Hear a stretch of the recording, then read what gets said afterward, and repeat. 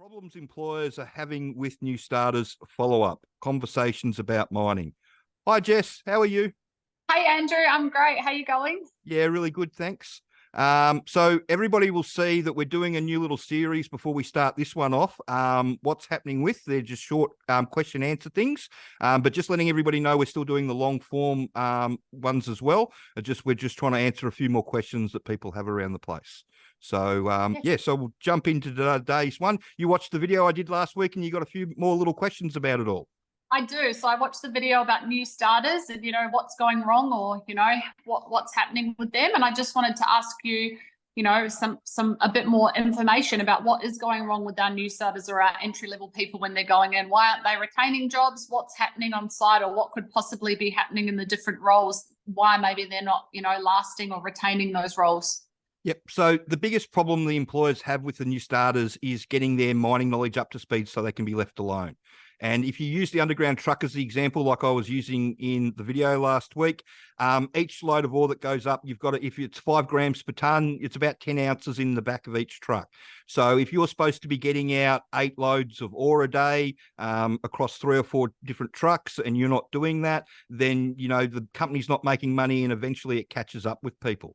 So how do you get yourself into that situation? Well, when you get trained with somebody that's sitting behind you telling you what to do, normally it flows fairly well and you get up to speed quite quickly because you have that confidence of that person telling you what to do behind you. So it all flows. So normally, they don't let you go on your own until you're doing the 8 consistently or doing what you've got to do consistently.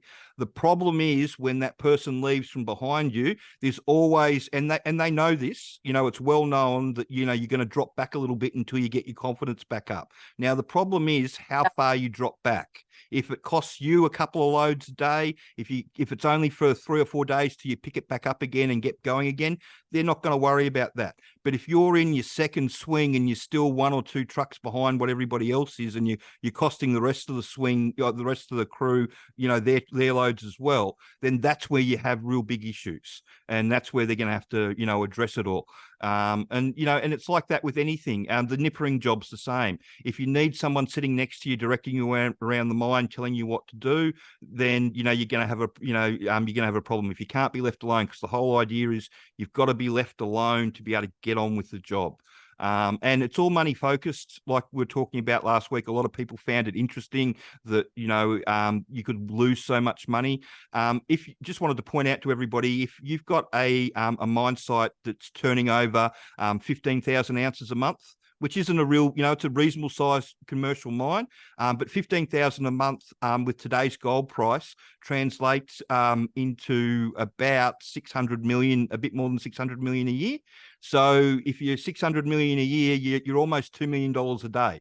So, it doesn't take too much for your truck's not getting out of the hole to knock into that $2 million a day. And that's what the problem is. And that's why they go through a lot of people. They give everybody the opportunity, but if it's just obvious that you're just not getting it, then they'll tap you on the shoulder. But a lot of people self-cull. The number of people that have gone on their own and only lasted 3 or 4 days and gone, oh, I can't do this. I can't be by myself.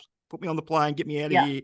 I just lost track of those people. So the big thing is if you can learn how it all works before you go, it just frees you up to learn the mine and what's going on around you and just learn the truck. And just so if you don't have to worry about learning what a heading is and what a stope is and all that sort of stuff, it just makes it so much easier. But that's the biggest problem that the employers are having with people, is giving you that education and getting that education into you. Because in the middle of a big boom like we're going on with gold at the moment, safety and training, they don't do any training, they do paperwork constantly. And so you get a buddy to show you how to do the job. And unfortunately, sometimes the buddies aren't that great, because it's a high turnover thing, and you can get somebody that's only just been trained themselves. I was talking to you about James the other week. He sent us a message. He's been for 4 months now, and he's already training people how to drive trucks. So it shows you how quickly the turnaround is. But so that's what's going on with that. Have you got any more questions?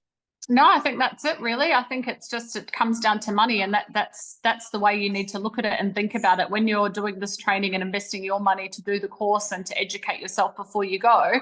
obviously you're going to make yourself more money because you're going to have more longevity in the job, but you're also going to be a better candidate in the eyes of the employer or of your supervisors, because you're going to have a clue about what you're doing. You're going to get out there, you're going to be able to be on the road or on the ground unsupervised more quickly, and it's just going to be better for everybody. Yeah, and like Paul's another good example. He's another Kiwi fellow that's got a job up in Kalgoorlie, and he sent me a message a couple of weeks ago telling me that he got passed out on the truck. But he also sent me a message a couple of days after that saying, "Oh my God, the foreman on the other crew's already hit me up for overtime." And he knows my name, sort of thing.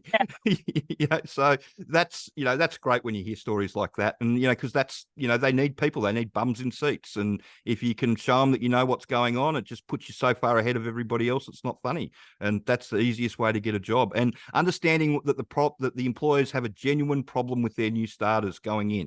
That's also, a big help on your behalf.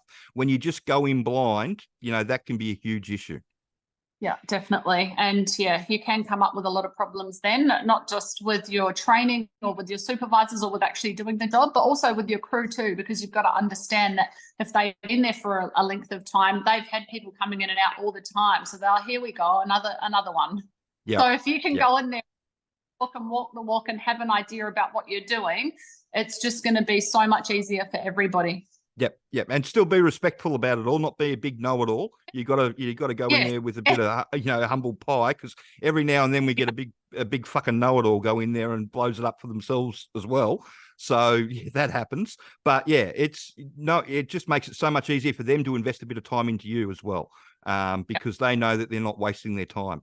So no, that's great. So if anybody's got any more questions that they'd like to ask, please send them through. And if you could share this video around and like and subscribe to the channel. Thanks. Thank you.